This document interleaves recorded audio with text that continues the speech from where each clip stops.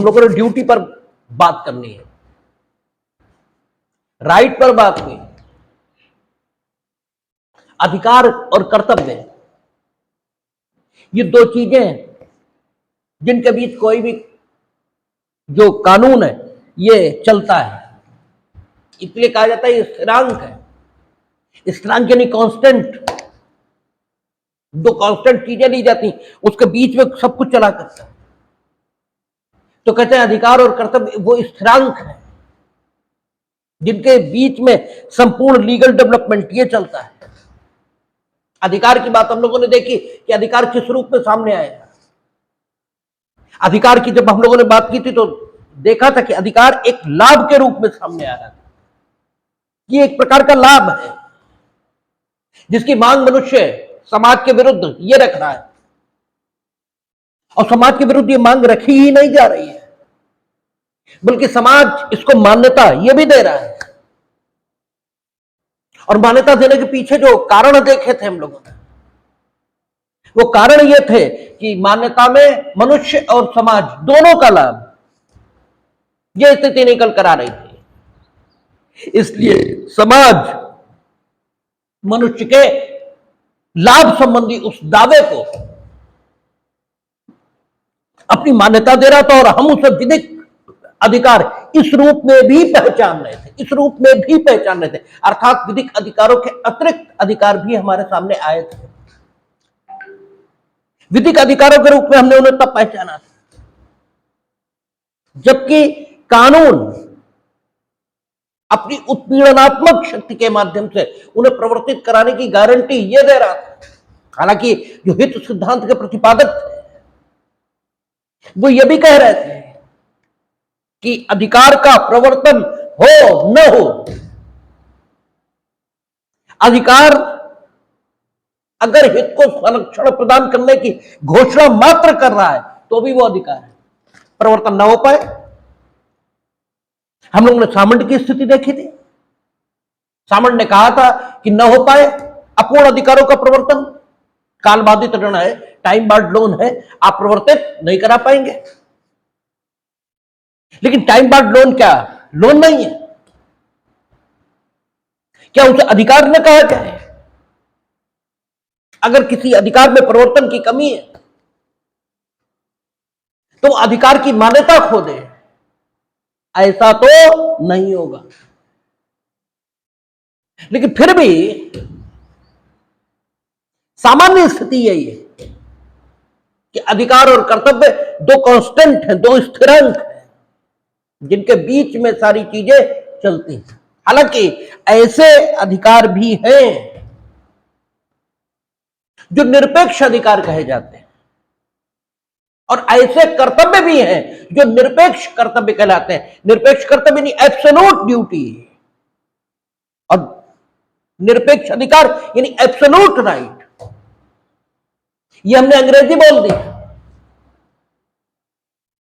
और आप लोगों के साथ दिक्कत यही कि आप ट्रांसलेशन को ही समझ में आना ये मानते हैं, जबकि निरपेक्ष कर्तव्य हम कहते हैं तो भी आपकी कुछ समझ में नहीं है, और एब्सोल्यूट ड्यूटी कहते हैं तो भी कुछ समझ में नहीं है। फर्क सिर्फ इतना है कि निरपेक्ष थोड़ा कठिन कठिन सा, अनसुना अनसुना सा लग रहा है, और एब्सोल्यूट थोड़ा सुना सुना सा ये लग रहा है। लेकिन आपसे ये पूछा जाए कि जब हम एब्सोल्यूट ड्यूटी ये शब्द बोल रहे हैं या एब्सोल्यूट राइट ये शब्द बोल रहे हैं, तो इनफैक्ट हम किस तथ्य स्थिति को अभिव्यक्त करना चाह रहे हैं तो जीरो है मामला। तो आपको कुछ नहीं मालूम है कि इनफैक्ट कौन सी फैक्ट सिचुएशन इस शब्द से अभिव्यक्त ये हो रही है।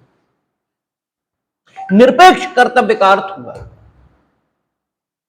कि जिसका सहवर्ती अधिकार नहीं है। निरपेक्ष अधिकार का मतलब यह हुआ जिसका सहवर्ती कर्तव्य नहीं है, और सहवर्ती का मतलब होता है कि अगर हम में अधिकार है तो यह अधिकार किसी के प्रति होगा, कोई होगा जिसके विरुद्ध इस अधिकार का प्रवर्तन ये कराया जाएगा। अगर हमें कर्तव्य है तो यह कर्तव्य किसी के प्रति होगा, तब इसको एब्सोल्यूट ड्यूटी नहीं कहा जाता है, क्योंकि ये किसी के प्रति है, ये सहवर्ती है, ये कोरिलेट कर रहा है। सहवर्ती कर्तव्य या सहवर्ती अधिकार और एब्सोल्यूट ड्यूटी और एब्सोल्यूट, ठीक है, राइट, यानी निरपेक्ष अधिकार और निरपेक्ष कर्तव्य, इनके बीच फर्क यही होता है। हम लोग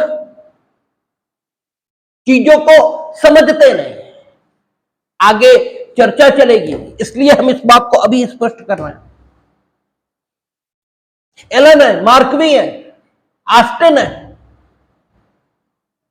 ये तीन विचारक जो निरपेक्ष कर्तव्यों को मान्यता देंगे, वो ये कहेंगे कर्तव्य सापेक्ष होते हैं और कर्तव्य निरपेक्ष होते हैं, अधिकार सापेक्ष होते हैं, अधिकार निरपेक्ष होते हैं। इसलिए इस निरपेक्ष और सापेक्ष की अवधारणा को,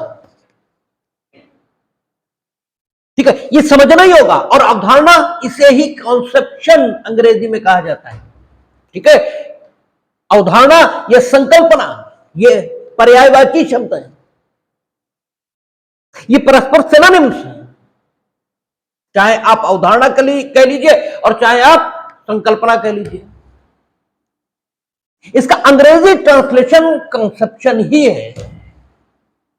और कंसेप्शन, इस शब्द के बारे में शुरुआती लेक्चर्स में कहा गया था कि कंसेप्शन का मतलब क्या होता है, कि जब क्या करते हैं आप, एक वर्ग की वस्तुओं का, ऐसी वस्तुएं, और वस्तुएं कैसी हो सकती, मूर्त और अमूर्त दोनों।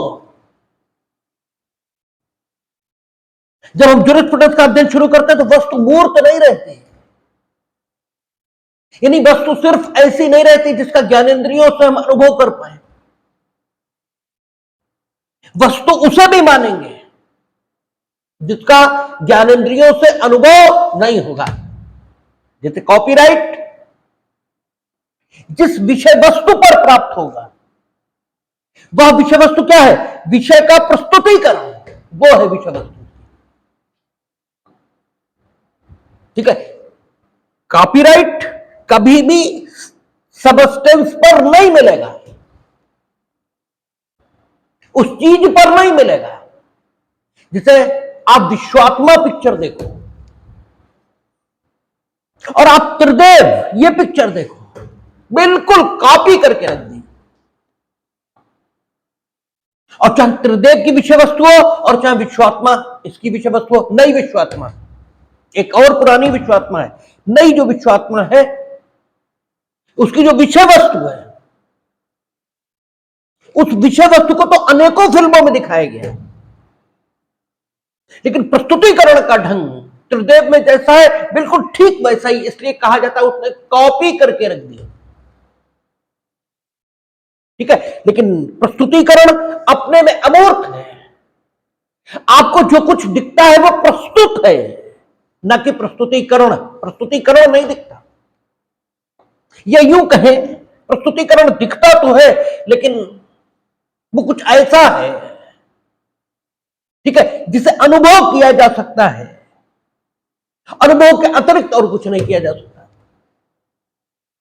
तो हमेशा प्रस्तुतिकरण के ढंग पर कॉपीराइट मिलता है, यानी वस्तुएं कानून की दुनिया में मूर्त और अमूर्त दोनों मानी जाती हैं। हम लोग संकल्पना की बात कर रहे थे, कॉन्सेप्शन अवधारणा की बात कर रहे थे, कि जब एक वर्ग की वस्तु है, एक वर्ग की वस्तुएं मीनिंग देर भाई ऐसी वस्तुएं जिन्हें एक वर्ग में समायोजित किया जा सकता है, एक जैसी विशेषताओं से संपन्न होने के कारण, इसलिए उन्हें एक वर्ग में समायोजित किया जा सकता है क्योंकि वे एक जैसी विशेषताओं से संपन्न है, और उन्हें एक वर्ग में समायोजित करने के उपरांत उस वर्ग की वस्तुओं को हम एक विशेष नाम ये दे देते हैं। तो जो ऐसा करता है उसके बाद के जो अध्येता उस विषय के आते हैं, उस व्यक्ति के बाद जो लोग उस विषय को पढ़ते हैं, वे उस वर्ग की वस्तुओं के लिए उसकी विशेषताओं के आधार पर उस व्यक्ति के द्वारा दिए गए नाम को उच्चारित करते ही ये समझ जाते हैं कि किन विशेषताओं से युक्त वस्तुओं का, ठीक है, उल्लेख ये किया जा रहा है। क्यों? जैसे ही उस वर्ग का नाम ये उच्चारित होता है, वैसे ही क्या होता है, उस वर्ग की वस्तुओं की जो विशेषताएं हैं वे आपके दिमाग में रिफ्लेक्ट होना शुरू हो जाते हैं, वे आपके दिमाग में परावर्तित होना शुरू हो जाती हैं। और वे विशेषताएं जितनी क्लियरिटी के साथ परावर्तित होती हैं, उतना ही ये कहा जाता है कि आपका कॉन्सेप्शन क्लियर है। ये जो स्थिति है ये तभी बोली जाती है कि आपका कॉन्सेप्शन एकदम क्लियर है। और जब उस वर्ग की वस्तुओं का नाम लेने पर आपके दिमाग में जो परावर्तन है वस्तुओं की विशेषताओं का, वो उतना क्लियर नहीं होता, तो यह कहा जाता है कि आपका कॉन्सेप्ट क्लियर नहीं है। तो कॉन्सेप्ट कब क्लियर होता है और कॉन्सेप्ट कब क्लियर नहीं होता है, इसे समझने की जरूरत है। ठीक है, क्योंकि कॉन्सेप्ट के बारे में जब आपका कॉन्सेप्ट क्लियर होता है तो चीजें बड़ी अच्छे ढंग से समझ में आती हैं। निरपेक्ष अधिकार, निरपेक्ष अधिकार का मतलब क्या हुआ? ऐसा अधिकार जिसका सहवर्ती कर्तव्य है ही नहीं, उसको कोई सहवर्ती कर्तव्य नहीं। जबकि सामान्य स्थिति क्या है? सामान्य स्थिति यह है अधिकार सापेक्ष होता है। सापेक्ष मीनिंग देर में किसी के संदर्भ में होता है, अधिकार हवा में नहीं होता। सामान्य स्थिति है कर्तव्य सापेक्ष होता है, मीनिंग देर बाय कर्तव्य किसी के संदर्भ में होगा। कर्तव्य निरपेक्ष नहीं होते, अधिकार निरपेक्ष नहीं होते। और इसलिए हम लोग जब आगे बढ़ेंगे और अधिकार की विस्तृत व्याख्या पढ़ना शुरू करेंगे, अभी हमने अधिकार की संकुचित व्याख्या पढ़ी थी, अब कर्तव्यों की संकुचित व्याख्या पढ़ रहे हैं। इसके बाद अधिकार की विस्तृत व्याख्या यह पढ़ी जाएगी। और विस्तृत व्याख्या में हम देखेंगे कि स्वयं अधिकार यह 3-4 प्रकार का हो जाएगा। सामंड ये अधिकार को व्याख्यायित करेंगे 4 स्वरूपों में। वो कहेंगे एक तो अधिकार वो है जिसे आप सामान्य भाषा में अधिकार ये समझते हैं, एक अधिकार वो है जो जिसे आप स्वतंत्रता इस नाम से जानते हैं, वो भी अधिकार है। वो कहेंगे तीसरा अधिकार वो है जिसे आप शक्ति क्षमता इस नाम से जानते हैं। और वो कहेंगे चौथा अधिकार वो है जिसे आप उन्मुक्त इम्यूनिटी इस नाम से जानते हैं। हाफील्ड आएंगे, हाफील्ड स्वतंत्रता की जगह विशेषाधिकार इस शब्द का प्रयोग कर लेंगे। और सामंड सिर्फ इतना देखेंगे कि अधिकार के सहवर्ती कर्तव्य है। और चूंकि अधिकार 4 प्रकार के हैं, इसलिए कर्तव्यों का विभाजन भी सामंड 4 प्रकार से कर देंगे। और वो कहेंगे ये सहवर्ती है, सहवर्ती एक में ये होगा तो दूसरे में ये होगा। हाफील्ड और आगे जाएंगे, हाफील्ड ये कहेंगे एक में ये होगा तो दूसरे में ये होगा, साथ ही साथ जिसमें ये होगा उसमें ये कतई नहीं होगा। वो इस ढंग की बात करेंगे। वो कहेंगे जैसे जिसमें विशेषाधिकार उसमें अधिकारहीनता नहीं हो सकती, ठीक है ना। और जो सहवर्ती है कि अगर हमें विशेषाधिकार है तो तुम में अधिकारहीनता होगी। इस ढंग की स्थिति हाफिल्ड और विस्तार से प्रस्तुत करेंगे। लेकिन हम जो यहां स्पष्ट करना चाहते हैं वो ये कि हर अधिकार का सहवर्ती है, हर कर्तव्य का सहवर्ती है। सामान्य स्थिति यही है और इसीलिए कहा जाता कि अधिकार और कर्तव्य वे स्थिरांक हैं, वे कांस्टेंट हैं, जिनके बीच में लीगल डेवलपमेंट ये चलते हैं, जिनके बीच में लीगल डेवलपमेंट चलते हैं। यानी कानून अगर बनना है तो या तो अधिकार को देने के लिए बनना है और या कर्तव्य को देने के लिए बनना है।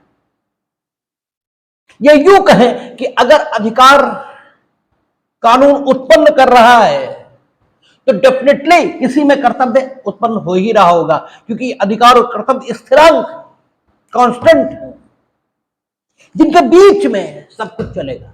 लेकिन ये ठीक है कि अधिकार और कर्तव्य स्थिरांक है, ये एक दूसरे के सापेक्ष होते हैं लेकिन निरपेक्ष भी होते हैं। और निरपेक्ष का मतलब यह हुआ कि कर्तव्य ऐसा है, अधिकार ऐसा है जिसका सहवर्ती अधिकार और कर्तव्य ये नहीं है। जैसे आपके ईश्वर के प्रति जो कर्तव्य है, आपके पशुओं के प्रति जो कर्तव्य है, इनका सहवर्ती अधिकार ये न ईश्वर में है और न पशुओं में है। आपका पालतू जानवर है, उसके प्रति आपकी ड्यूटी है कि आप उसे खाना और पानी समय पर दें। लेकिन आपके पालतू पशु का सहवर्ती अधिकार है कि वो आपसे खाना और पानी समय पर प्राप्त कर ले, ये नहीं कहा जा सकता। क्योंकि अगर ऐसा है तो फिर पशु को समय पर खाना और पानी न देने के लिए आपको दंडित ये होना चाहिए, या कोई और तरीका हो जिसके आधार पर इस कर्तव्य का प्रवर्तन ये कराया जा सके। अब आप कहेंगे कि वर्तमान युग में तो ऐसा संभव है क्योंकि एनिमल क्रूएलिटी एक्ट बन गया और एनिमल क्रूएलिटी एक्ट कहता है इवन जिस जानवर को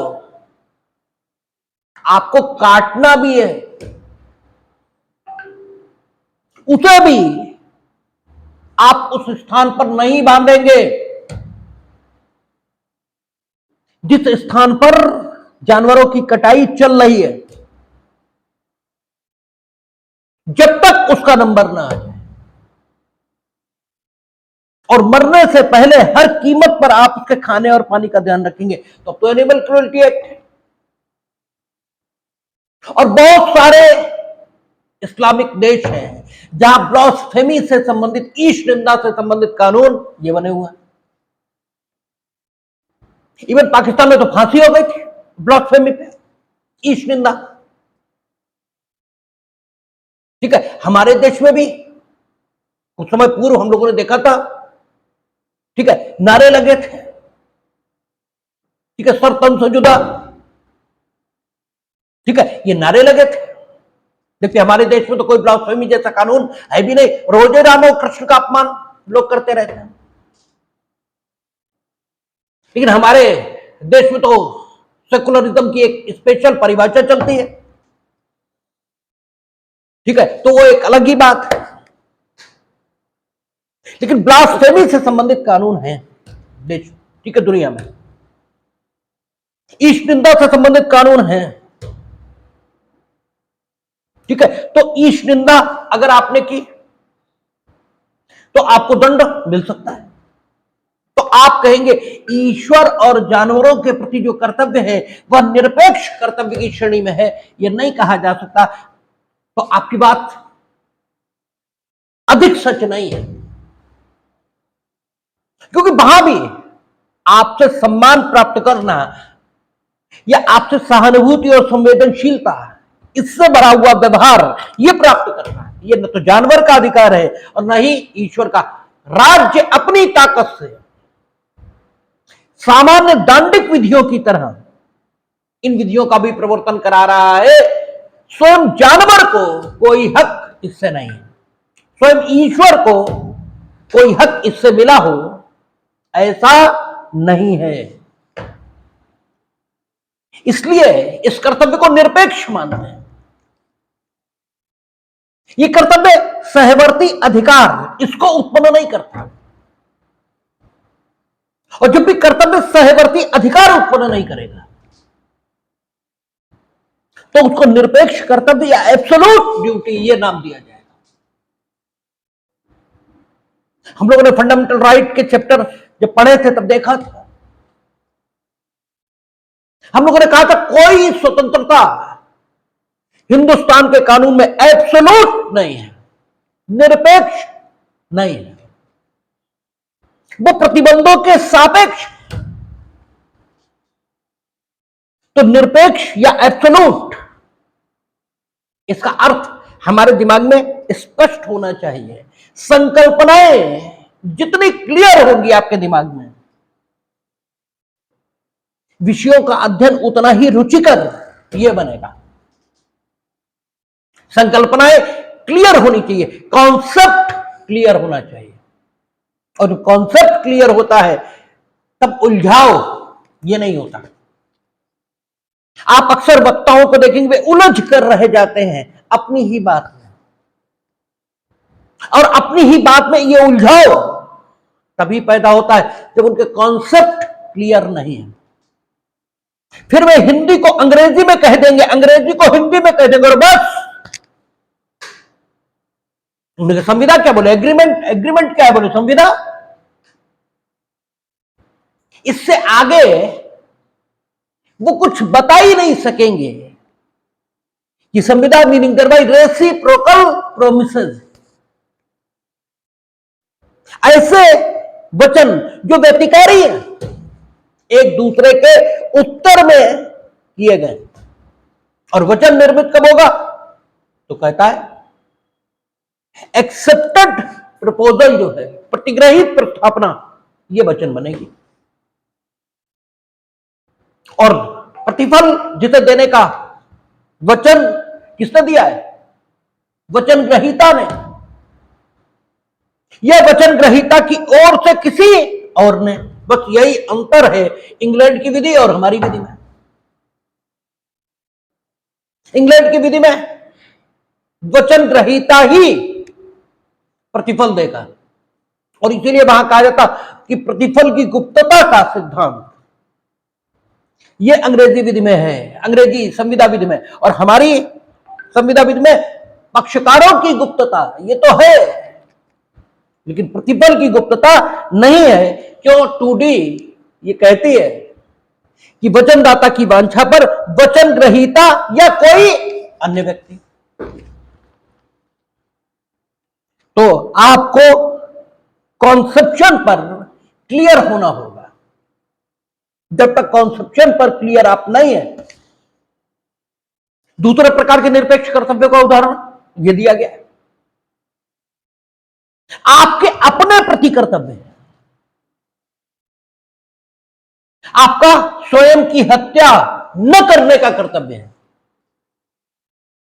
अर्थात आप आत्महत्या नहीं कर सकते, और यह स्व से संबंधित कर्तव्य है। इसलिए सहवर्ती अधिकार किसमें है? किसी में नहीं। इसलिए यह एब्सोल्यूट ड्यूटी है, निरपेक्ष कर्तव्य है। आपके समुदाय के प्रति कर्तव्य है, कम्युनिटी इसके प्रति कर्तव्य है। आपका न्यूसेंस न फैलाने का कर्तव्य है, और जब न्यूसेंस न फैलाने का कर्तव्य है आपका, ये किसके प्रति है? समुदाय के प्रति है। और समुदाय एक अमूर्त अवधारणा है, समुदाय दिखाया नहीं जा सकता, और ये जो क्लासिफिकेशन है ये प्रस्तुत किसने किया? ऑस्टिन ने। इसके समर्थक कौन है? एलन मार्कवी हिबर्ट प्रोफेसर, ये समर्थक है। अन्य विचारक मानेंगे कि निरपेक्ष कर्तव्य होता ही नहीं, पैटर्न इसकी आलोचना करेगा ढंग से। कैसे करेगा, क्या करेगा, देखेंगे। और आपसे खूब पूछा जाता है कि निरपेक्ष कर्तव्यों की अवधारणा किसने प्रस्तुत की है और कौन उसके समर्थक है। ऑस्टिन निरपेक्ष कर्तव्यों की अवधारणा प्रस्तुत करते हैं और प्रोफेसर एलन मार्कवी और प्रोफेसर हिबर्ट उनके समर्थक हैं। जबकि पैटर्न आलोचक अन्य सारे विधिशास्त्री जिनका नेतृत्व मुख्यतः पैटर्न ने किया है, वे इस अवधारणा के आलोचक। वे कहते हैं निरपेक्ष कर्तव्य नाम की कोई चीज नहीं होती।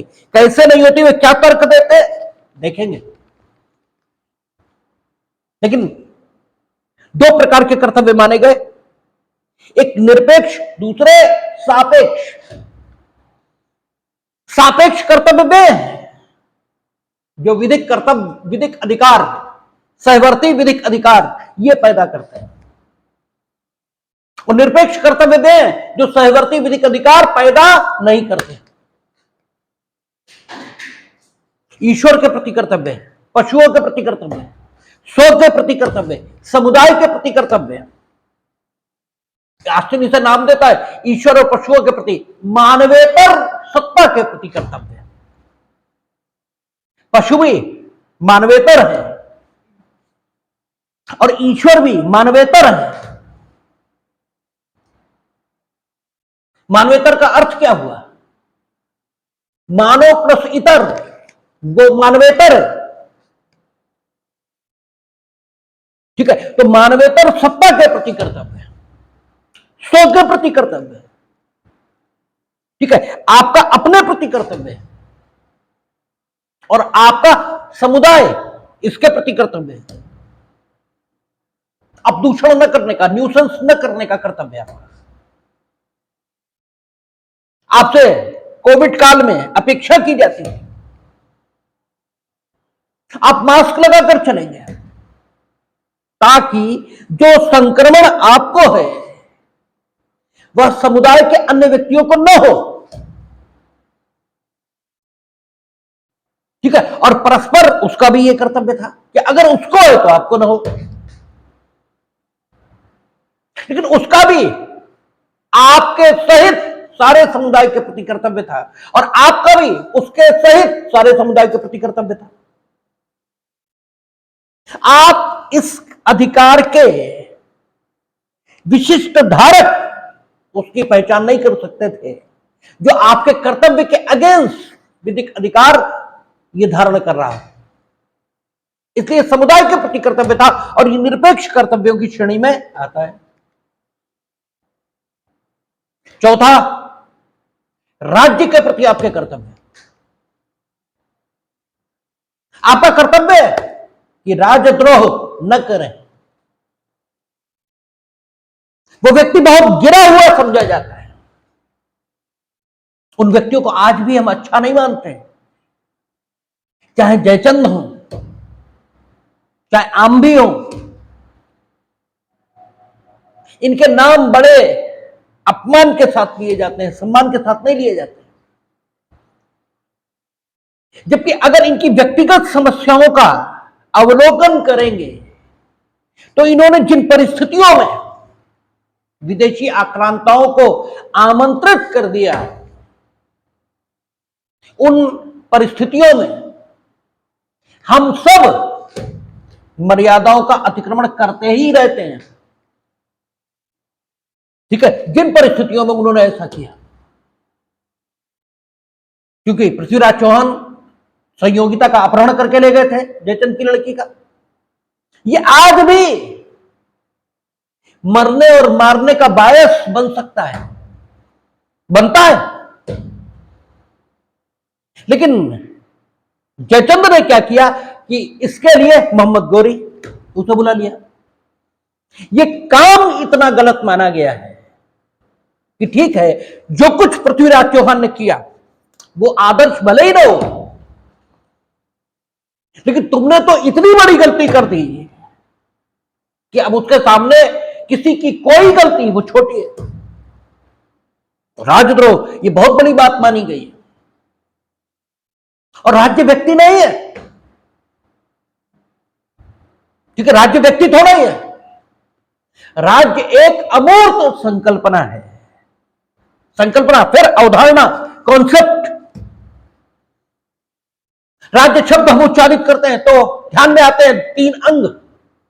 एक कानून बनाएगा, एक न्याय निर्णय करेगा, एक कानूनों का पालन कराएगा, ये हमारे ध्यान में आते हैं। इसलिए राज्य एक अवधारणा है और ये अमूर्त, इसके प्रति जो आपके कर्तव्य हैं ये भी निरपेक्ष कर्तव्यों की श्रेणी में। हालांकि पैटर्न इस चारों की खूब ढंग से आलोचना करेगा, लेकिन जैसा भी है, निरपेक्ष कर्तव्य के ये 4 प्रकार ये बताएंगे। दूसरा, निरपेक्ष कर्तव्यों की एक और श्रेणी बताई। उन्होंने कहा जो आपराधिक विधि के द्वारा या अकृत्य की विधि के द्वारा निर्धारित कर्तव्य है वे भी निरपेक्ष कर्तव्यों की श्रेणी में, क्योंकि आपराधिक विधि जिस कर्तव्य की रचना करती है उस कर्तव्य का सहवर्ती विधिक अधिकार होता है, यह नहीं कहा जा सकता। ठीक है, आईपीसी में लिखा है। अब भारतीय न्याय संहिता कहने की आदत विकसित करनी चाहिए, क्योंकि दिनों दिन हम भारतीय न्याय संहिता के नजदीक ये तो जाते ही जा रहे हैं। तो भारतीय न्याय संहिता, उसमें भी ये लिखा है कि कोई किसी की हत्या नहीं करेगा, लेकिन इसे इस रूप में नहीं पढ़ा जा सकता कि किसी को भी मारे न जाने का अधिकार है। इसे इस रूप में नहीं पढ़ा जा सकता। कोई किसी की हत्या नहीं करेगा, यानी प्रत्येक व्यक्ति का यह कर्तव्य है कि वो किसी की हत्या न करे, लेकिन किसी का यह अधिकार नहीं है कि वो किसी के हाथों न मारा जाए। क्योंकि अगर अधिकार है किसी का, तो अधिकार का धारण करता ये तो ऊपर पहुंच गया, ठीक है ना। और 302 का प्रवर्तन ये कब होगा? जब वो ऊपर पहुंच जाएगा, अधिकार का धारण करता। तो जब अधिकार का धारण करता ऊपर ही पहुंच गया, तो अधिकार प्रवर्तित कौन करा रहा है? कोई नहीं। इसका मतलब यह कर्तव्य मरने वाले के प्रति है? नहीं, ठीक है, नहीं है। यह कर्तव्य निरपेक्ष, ये राज्य के प्रति भी नहीं है। राज्य के प्रति तो राजद्रोह न करने का कर्तव्य है, ठीक है। और उस व्यक्ति के प्रति यह कर्तव्य है, अर्थात जिसके प्रति होगा वो अधिकार का धारक हो जाएगा। क्योंकि अधिकार की डेफिनेशन पढ़ के हम लोग आ रहे हैं कि एक व्यक्ति के लाभ के लिए, वेंथम की भाषा में अगर बात करें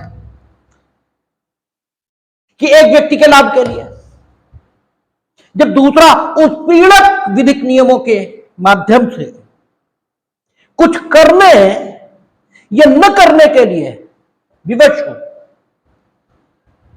तो उस व्यक्ति को जो लाभ का धारक है उसे हम अधिकार का धारक कहते हैं। यहां या ऑस्टिन की भाषा में कह लें तो ये क्षमता है। अधिकार एक क्षमता है जो किसी अन्य को कुछ करने या न करने के लिए विवश कर देती है। हालैंड की भाषा में कह लें तो राज्य की अनुमति और सहयोग ये और आ जाएंगे। लेकिन क्षमता तो ये बनी ही रहेगी कुछ करने या न करने के लिए विवश करने की, तो स्थिति तो जस की तस रहनी है। तो चाहे आप ऑस्टिन की भाषा में बात करें, चाहे बेंथम की भाषा में बात करें, चाहे हॉलैंड की भाषा में बात करें, यहां अधिकार का धारणकर्ता दुनिया में नहीं है। अगर सहवर्ती अधिकार माने तो वो है ही नहीं, और जब वो है ही नहीं तो ये कैसे माना जा सकता है कि आपराधिक विधि के द्वारा जो कर्तव्य जनसाधारण पर अधिरोपित हुआ है उसका कोई सहवर्ती विधिक अधिकार है, ये मान के चले।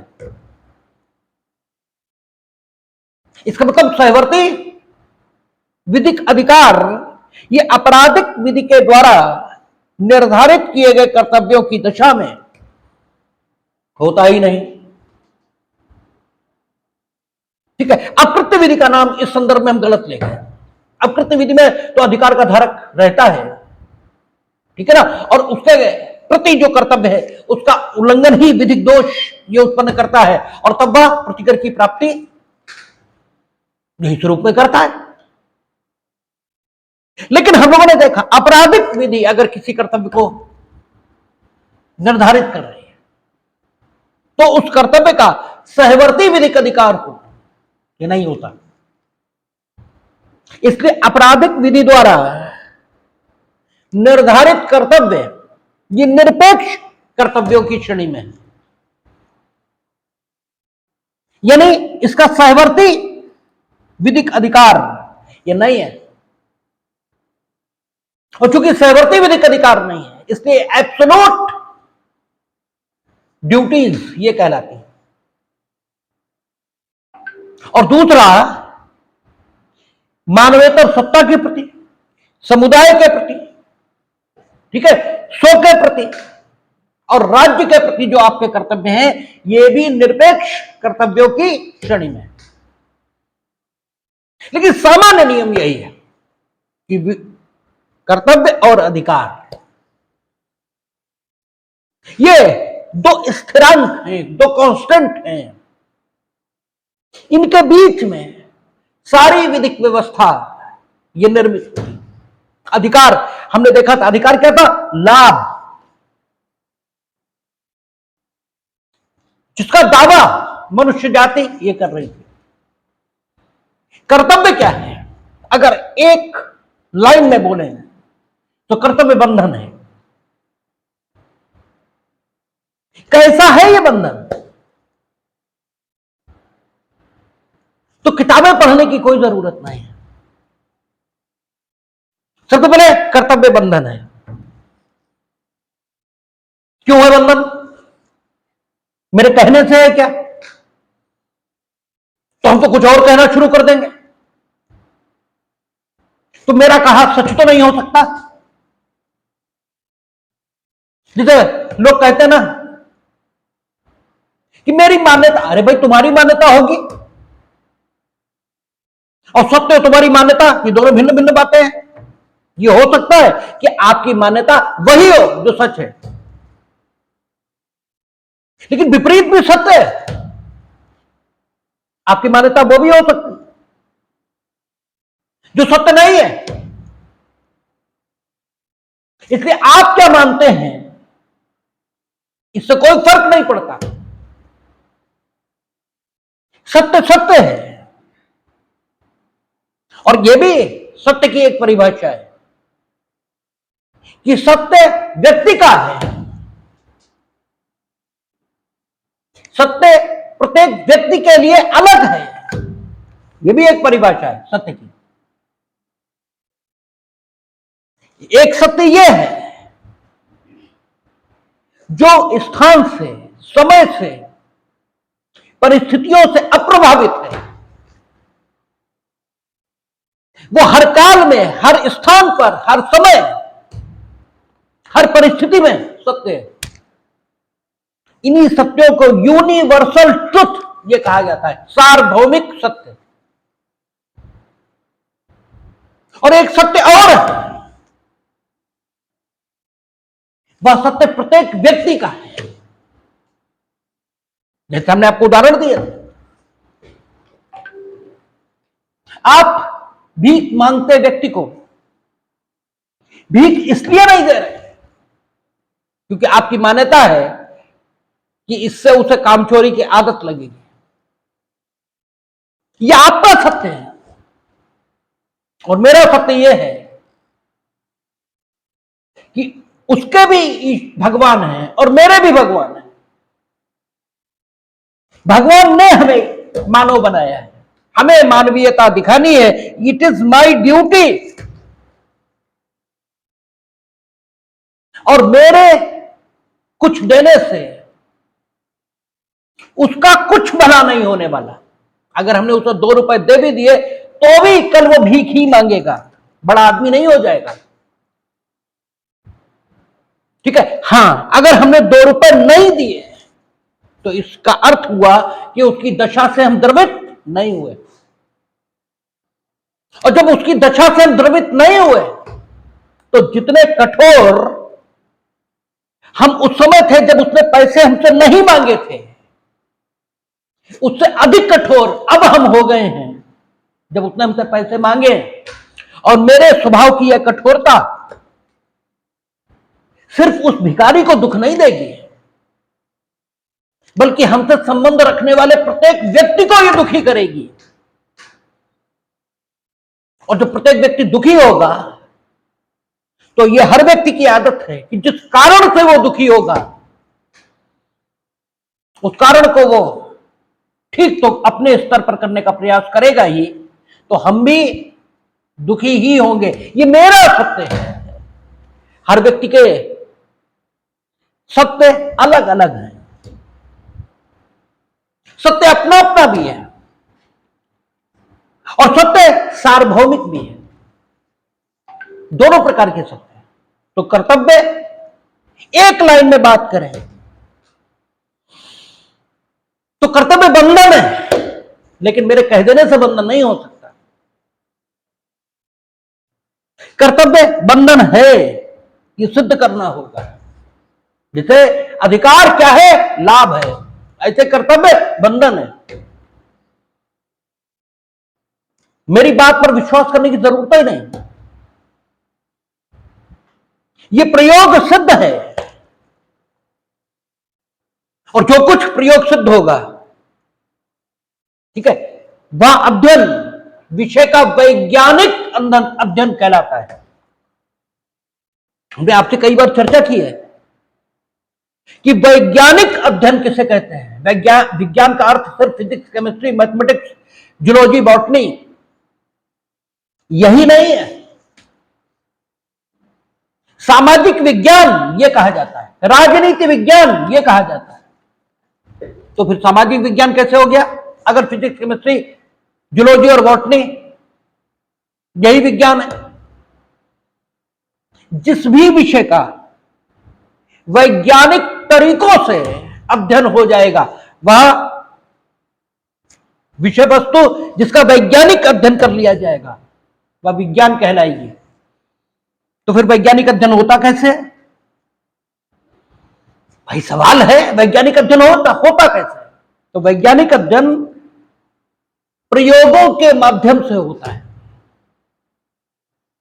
डाटा कलेक्शन इससे होता है, और डेटा कलेक्शन लैब में भी होता है, और डेटा कलेक्शन सड़क पर भी होता है।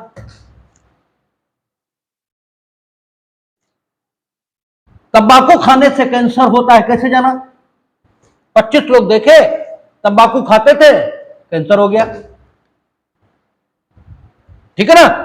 ऑब्जर्वेशन हुआ, और ऑब्जर्वेशन से हमने ये जाना कि तंबाकू खाने से कैंसर होता है। हमने सिद्धांत के रूप में स्थापित कर दिया।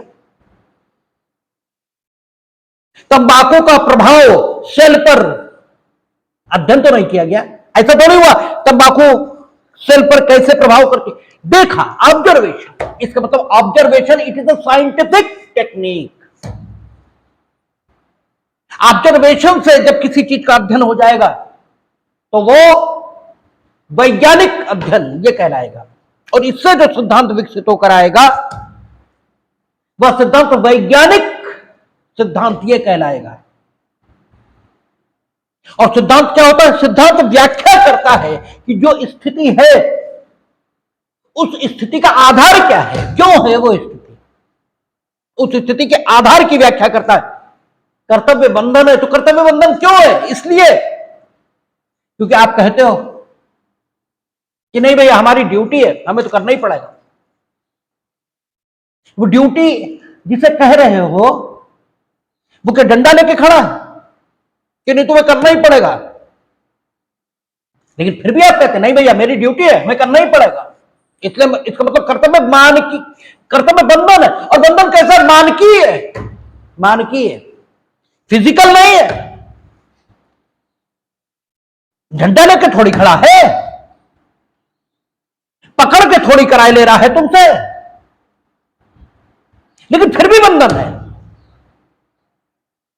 और ये बंधन कैसा है? मानकीय है। और मानकीय और बड़े शब्द का प्रयोग कर दें तो ये एक निर्णय है, ऐसा निर्णय जो आपको बंधन लग रहा है। और ये निर्णय के कर्ता कौन है? आप स्वयं। कर्तव्य एक बंधन है, ठीक है, जो मानकीय निर्णय इससे पैदा होता है, ठीक है ना। कर्तव्य एक मानकीय निर्णय है जो बंधन को उत्पन्न कर देता है, ऐसा बोले तो कुछ गलत नहीं है। और ये मानकीय निर्णय जो बंधन उत्पन्न करा है किस संबंध में है? तो आपके आचरण के संबंध में है, क्योंकि आप कह रहे भैया हमें तो करना ही पड़ेगा, हमें तो करना ही होगा, ठीक है। तो ये बंधन जो निर्देशित कर रहा है वो किसे निर्देशित कर रहा है? आपके आचरण को, आपके कंडक्ट को। जाना कैसे हमने? साइंटिफिक टेक्निक से हमने देखा ये कहती है हमारी ड्यूटी है, तो क्या भाई क्या होता है? तो हमने देखा कि ये कहती है मेरी ड्यूटी, तो ये खुद को बंधा हुआ महसूस करती है एक विशेष प्रकार का काम करने के लिए, काम करने के लिए, इसका मतलब आचरण करने के लिए। आप अपने भावों को ही अभिव्यक्ति नहीं दे पा रहे, ठीक है। और ये अच्छी स्थिति नहीं हो सकती अगर आप खुद को ही एक्सप्रेस न कर पाए शब्दों में। जो आप देख रहे हो एग्जैक्ट वही चीज आपसे कह रहे हैं हम शब्दों में रख दो, तो शब्दों में रखने में अक्षम खुद को पा रहे हो तो क्या पढ़े लिखे हो? भाई फिर तुम में और जानवरों में क्या फर्क है, हमें यह बता दो। जो एनिमल इंस्टिंक्ट्स हैं, पशुवृत्ति है, वो खाली पशुओं में नहीं तुम में भी है। भूख लगना एनिमल इंस्टिंक्ट है, उन्हें भी लगती, तुम्हें भी लगती है। नींद लगना एनिमल इंस्टिंक्ट है, उन्हें भी लगती, तुम्हें भी लगती है, ठीक है। संवेदनशीलता का एक स्तर एनिमल इंस्टिंक्ट है, उन्हें उनके अंदर भी है, तुम्हारे अंदर भी है। संवेदनशीलता का वह स्तर उनका भी अपने बच्चों के प्रति है, तुम्हारा भी अपने बच्चों के प्रति है। ह्यूमन इंस्टिंक्ट ये क्या है? जब आपकी संवेदनशीलता का विस्तार हो जाए,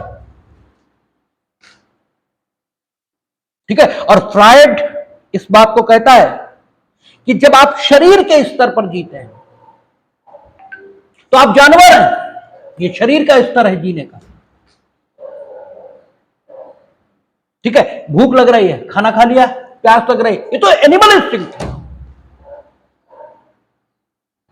फिर है चेतना के स्तर पर जीना, और चेतना के स्तर पर जीना हमसे जो संबंध में आता है हम उसके प्रति ठीक रहेंगे,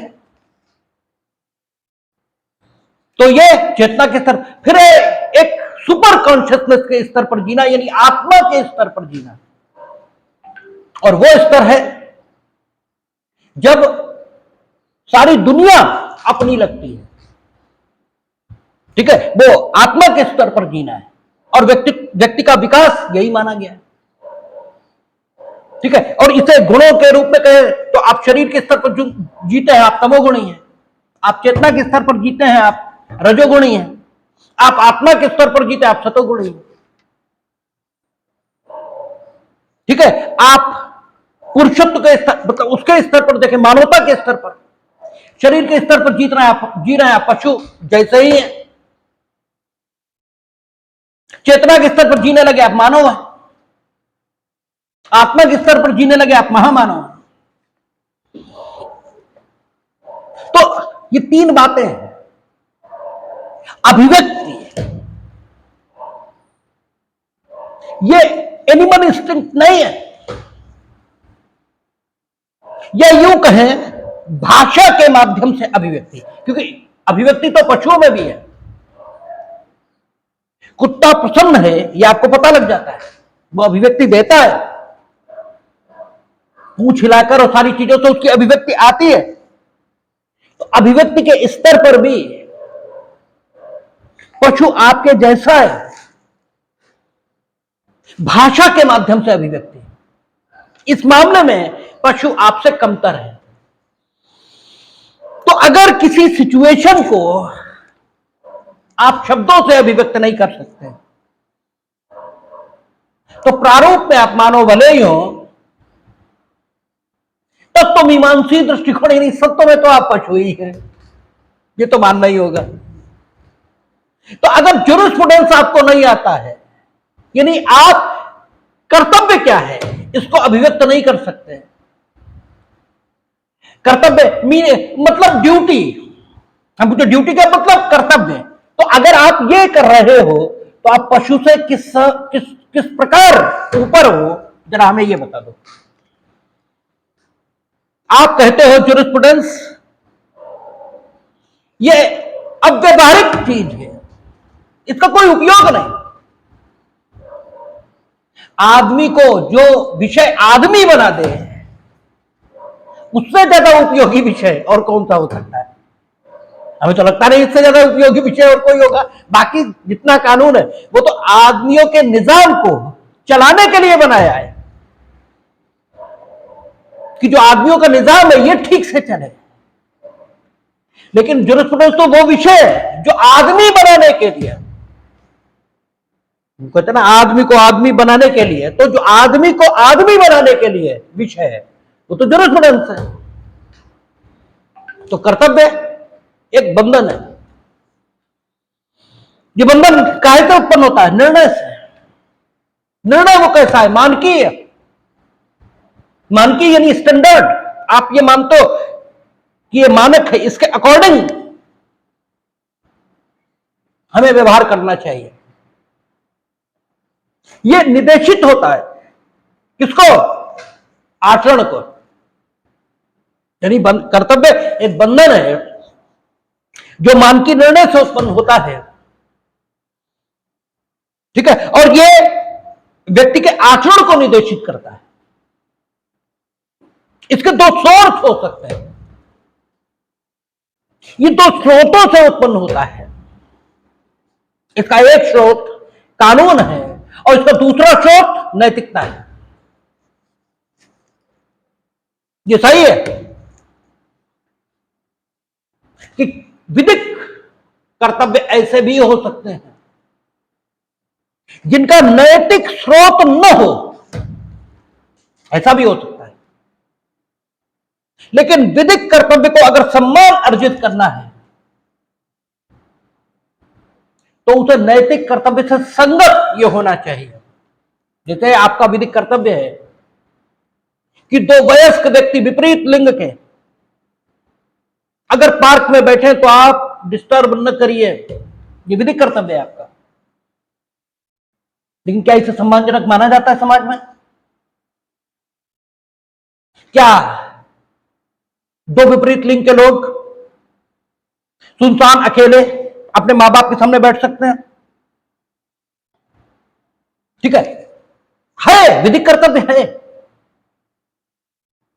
ठीक है, आप वैलेंटाइन डे पे देखेंगे मार होती है, मार, और मार निवारित करने का जिनका कर्तव्य है पुलिस, वो भी कोशिश ये करते हैं कि टीवी का कैमरा ना आए तो सालों पिटने दो, ठीक है ना। और वैसे किसी को पीट के देखो तुम, कितनी भी पुलिस भ्रष्ट हो गई हो, आज भी तुम्हारे कंटाप रखेगी अगर तुम किसी को मारो, ठीक है। कितनी भी भ्रष्ट हो गई हो, कुछ भी हो गया हो, मारने नहीं देगी तुम्हें किसी को भी। करके देखो थाने के सामने, अभी तुम्हें पता लगेगा। क्यों?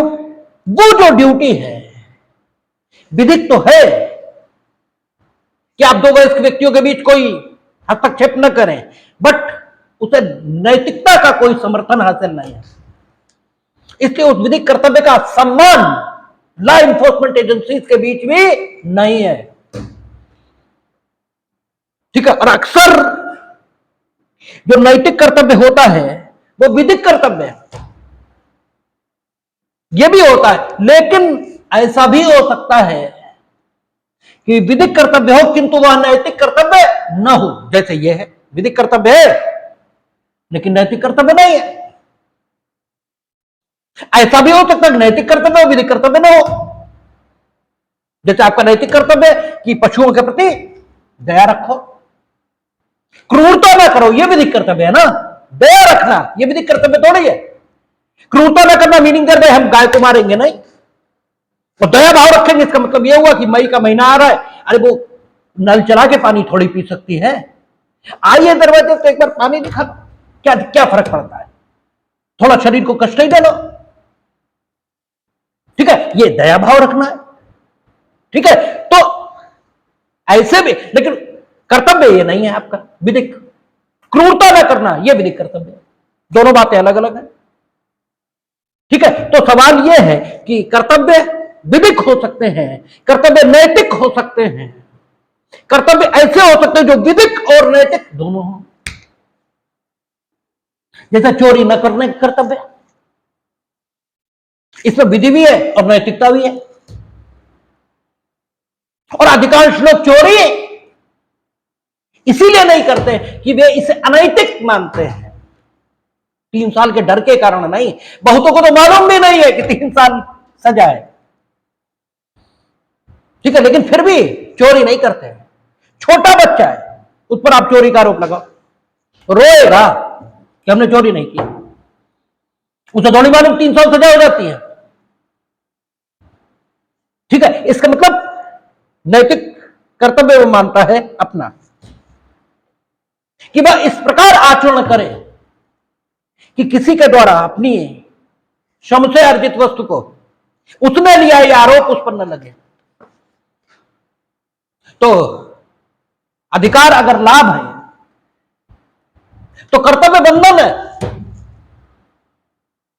और यह बंधन कैसा है? एक और आचरण को निर्देशित करने के लिए,